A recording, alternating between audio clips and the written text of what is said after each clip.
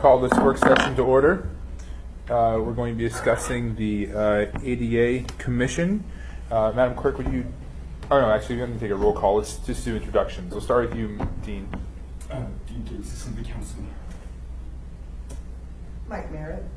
I'm a Deaf Navigator from Hope and the Commission for ADA. Thank you. I'm David Zemer. I am the chair of the ADA Commission. Forrest Dunbar. Pete Peterson. Do we have anyone online? Okay. Felix is on his way here. Felix is on his way, and I think that Ms. LaFrance was going to call in, although maybe she hasn't done so yet. Check. Why don't the folks in the audience introduce themselves too? Sorry. Sir, in the red jacket, could you introduce yourself, please? Yep, that's you. Charlie Rogge is freelance, working at Center for the Blind, and a member of the National Federation of the Blind. Thank you. People in the back? Steve Ashman at the Department of Health and Human Services. Great. And Jessica Jackson from the Municipal Attorney's Office. Great. Barbara Jones, Municipal Clerk. Carissa Lopez. Thank you. And Natalie Wilson has also joined us. Carissa, you have a quick announcement before we get started? So we're transitioning from using single-use water bottles. So the clerk's office purchased 3 water coolers, one for here, one for chambers, and one for the clerk's office. So I'll be putting these signs up around. We're getting styrofoam cups out of here, getting compostable paper cups to help lessen our impact on the environment. Good job, Carissa. I knew. Yes, and Barbara? money. Yes, that's And it saves money. Great. We still only have styrofoam cups, so I'm using one today, but we will transition away from those as well. Yes, Mr. Trainer? Barbara, there used to be a water faucet here. It's been gone the last remodeling. Is it possible to put a device there so that people can fill water bottles if the water lines are still here? No, Oh, Mr. Trainee, that is not going to be possible. That caused lots of problems in the design of the room and the setup of the room. But we've got water back here for you. It's Alaska Best Water. So we hope that you'll fill your water bottles back up here at these containers. I would note, though, that's a good point. So the military facilities, the National Guard Armory, for example, all have what you're talking about. Like with a drinking fountain, they have a sort of inset in the wall that fills water bottles very quickly. I would hope that in our new HHS building, assuming we can purchase it, perhaps that'll be a feature that we can include. Because I think that's the next major municipal construction project we have, assuming, again, we can find a home for the student transportation facility. Okay, so moving on from that, well, actually, Felix is the one who's going to drive this, though. So I'm not sure, is there anyone who's prepared to give a presentation before Felix gets here? Talk about either the audit report or anything else related to the ADA Commission, because he was the one who asked for this work session. First, I'd like to hear from the chairman. Okay. As to, do you think the commission has a viability, or do you think it needs to be eliminated? Oh, hey, Mr. Rivera has joined us. Okay, great. Well, why don't you answer that question, Mr. Chairman, and then we'll have Mr. Rivera follow up. First of all, thank you for inviting us out here to participate. We spoke about this issue as a commission. One of our big goals as a commission had been to help fill the void of the lack of a municipal ADA coordinator. So with Jillian's appointment, that achieved a major goal of ours, and there had been some thought of, well, are we still useful? There's a lot of issues and a lot of expertise required to address accessibility. We feel that we still are very valuable as a resource to aid the ADA coordinator in doing her job. Mike, do you have anything additional to share on the viability and what our commission would do in the future if we're kept? Yes. Currently, we have around 7 or 8 commissions. And I'm not sure if there's 2 that have just been replaced or filled yet, but every month when we do have meetings, I've been on the commission for about a year now. And it's actually nice to have this open discussion and to brainstorm and see some of the issues, because 2 heads are always better than 1, as you know. And it's nice also to have others' perspectives, especially on the disabilities and accessibilities in the community. When you have deaf and blind, wheelchair accessibility, I'm thinking that the ADA Commission is we will be very much a benefit to that ADA coordinator and the city of Anchorage. We'd be best to have than to not have, if you know what I'm saying. Okay. Chairman, to continue, please. Yeah, go ahead, Mr. Trainee. I agree with you. Disability is a multifaceted issue, whether it's visual, auditory, or even physical disability. As America ages, we're going to have more people with disabilities. They're going to need the guidance that the ADA Commission can give us. So we appreciate what you do. I'm concerned when I read this report that somebody on your commission expired in 2017 and they've not been replaced or told they'd be continued. I get concerned about that when I hear from many other commissions. They're not fully staffed. Or if they are, people's terms have expired, they're not told whether they're keeping them or replacing them or what's going on. Can I address that particular issue? I believe that was Mike.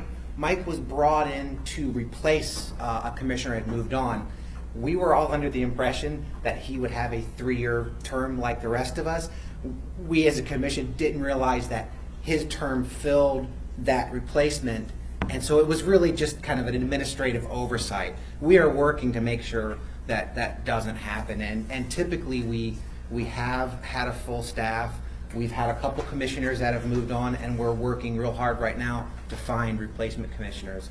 But with our commissioners and the connections we have in the disability community, we feel pretty confident that we'll be able to be at full strength again real quickly.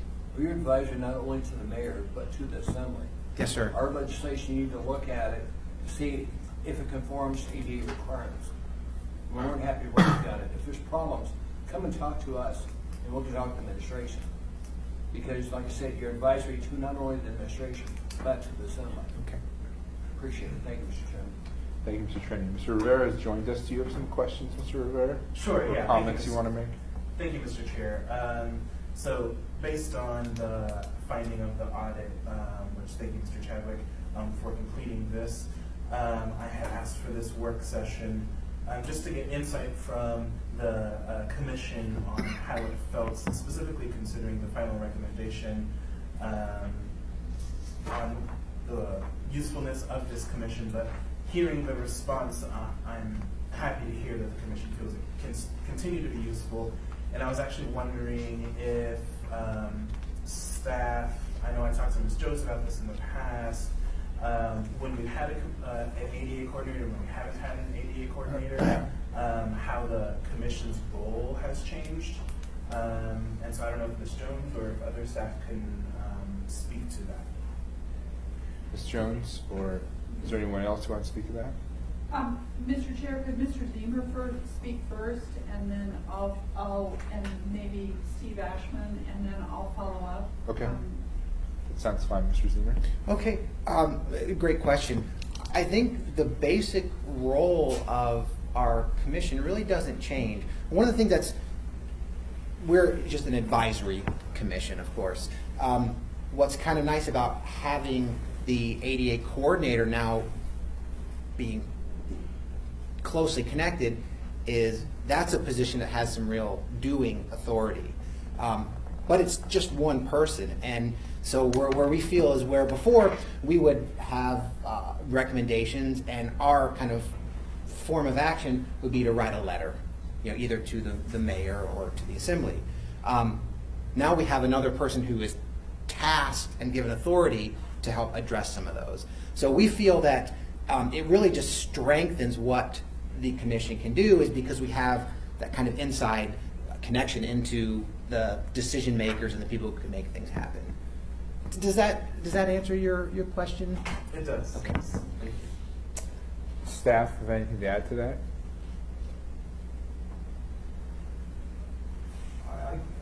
To the chair, I would echo those comments. I think it complements what the ADA commissioner is doing and is capable of doing, and might even be more well informed of issues that come up. And Mr. Chair, I agree with that. I don't think an ADA coordinator would seem to prohibit us from having an ADA commission, advisory commission, or vice versa. Yeah. So I'm sorry. Well, I'm going to speak now with you, Mr. Chairman. There is a cost to having any commission, and I think that's kind of where the countervailing pressure is, right? We don't want to have too many commissions because it takes real staff time.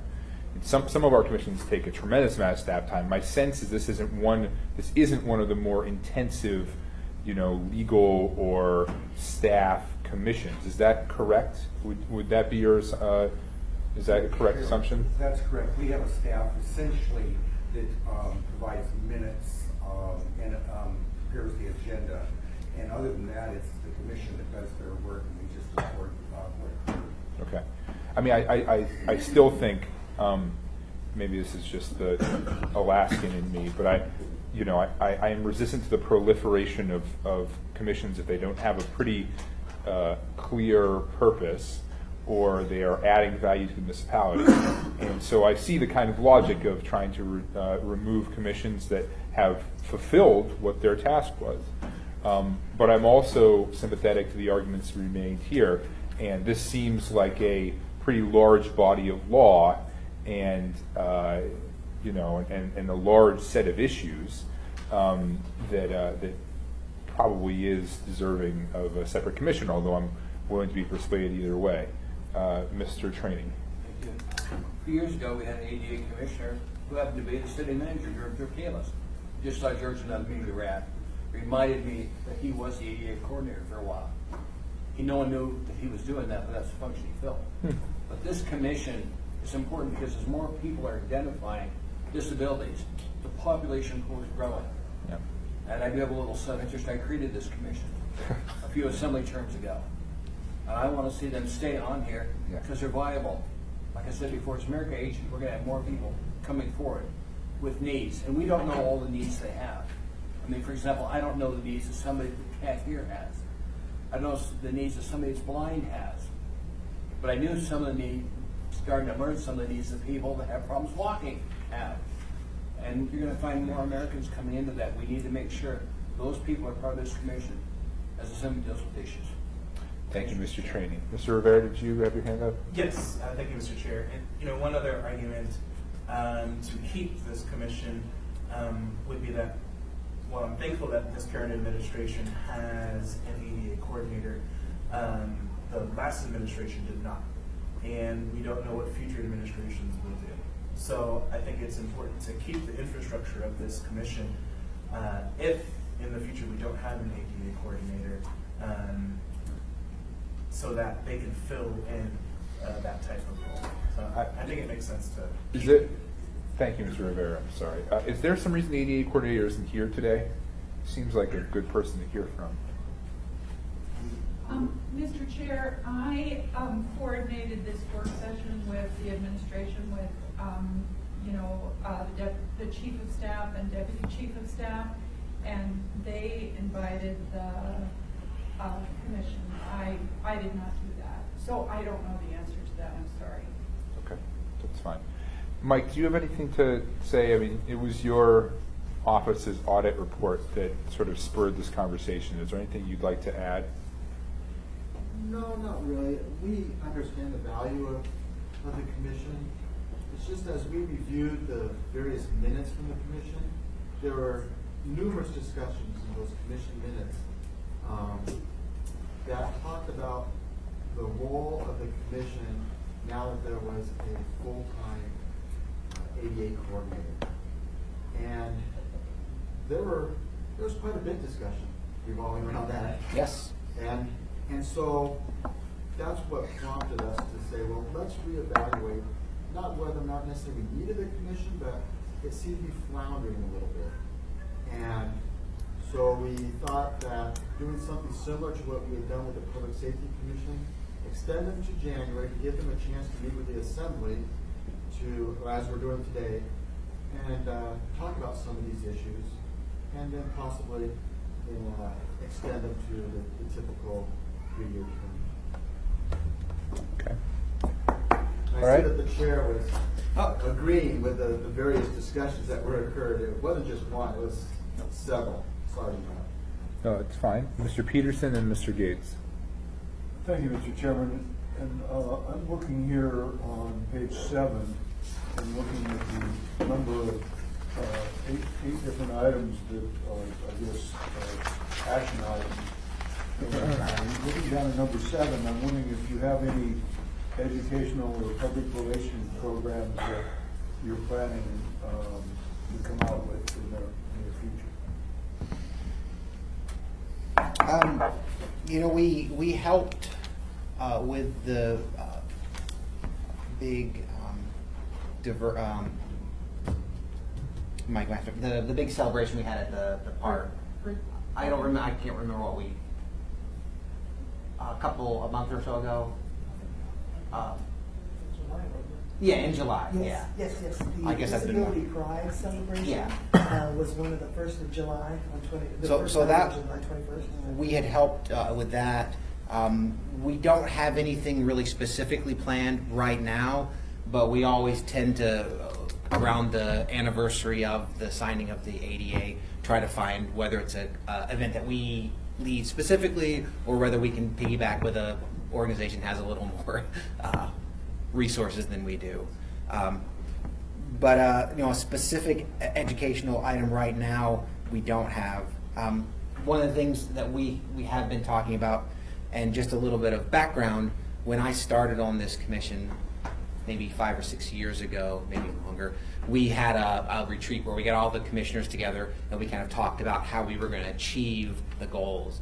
With our turnover, bringing some new commissioners, that's one of the ideas that we're kicking around, is to get the commissioners together for a day or whatever and really discuss how we can meet the goals. And then a lot of the discussion we had was whether or not the language in the statute that organizes this is still really applicable. And what it really came back to after we discussed, we still really feel that what the statute says we're going to do, you know, advise the mayor, advise the assembly, provide outreach, those are still very valuable goals to us. And I think we kind of decided at the end that we don't really need to change that around a whole lot with or without the presence of an ADA coordinator. Thank you. So I know that was a really roundabout way, but did I answer your question? Yes. Okay. Okay. Well, oh, I'm sorry, Mr. Gates, you were in the queue. Thank you, Mr. Chair. I just wanted to make 2 points about law and legislation. One, I was going to point to the code and the sunset audit letter that Mr. Peterson just referred to, has the 8 number paragraphs of their specific functions for the ADA Commission. It's in our code at 46240. Some other boards and commissions don't have as much detail for the board's goals and purposes as this one. Some have more detail, but I just want to point out some don't have this much detail for the purposes of the commission.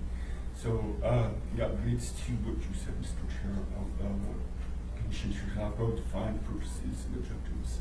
And then the second thing is we have an ordinance for Tuesday night, AO 21847, and as written right now in Section 9, it extends the ADA Advisory Commission for 3 years. That's a typical. If there's any change to that and any intent for any members who want to take the recommendation of the internal auditor, that you would give an amendment to that ordinance. Thank you, Mr. Gates. So I guess that would be a question for my colleagues. Does anyone intend to, so we would take action to actually do what the auditor suggests, right? To pull it off and set it for a shorter term. If we just let it through, then the full 3-year term will happen. Is that correct? Okay. Well, do any of them, go ahead. I'm not going to pull. I intend to do 3 years. Yeah. I want to keep them viable. Well, I guess it's an ordinance, right? So it doesn't need to be pulled. Is that right? Is it being introduced, or I'm trying to remember, is it being introduced, or is it for public hearing? I'm sorry, we have AO 21847. Right. Tuesday night, it reauthorizes like 8, Right. 9 commissions. It's up for public hearing, right? Right. Yeah. That's what I thought. Yes. So, I mean, we want to be pulled, but if someone wants to take proactive, if someone wants to not extend it for 3 years, they're going to proactively amend the ordinance. Or try to. Or try to, yes. Mr. Rivera, do you have any closing thoughts? So, I think, I don't know if it makes sense to do it in the AO or perhaps after the retreat is over, have another one of these type of work sessions. But I think it would be to increase the lines of communication between the commission and the assembly.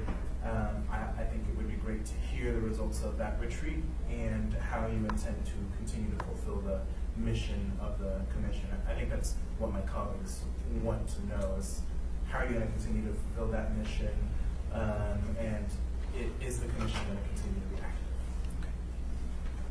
Thank you. Okay, if there are no further thoughts, we have time for audience participation. Does anyone in the audience wish to say anything? Yes, sir, go ahead. I'm Charlie Rogge with the National Federation of the Blind.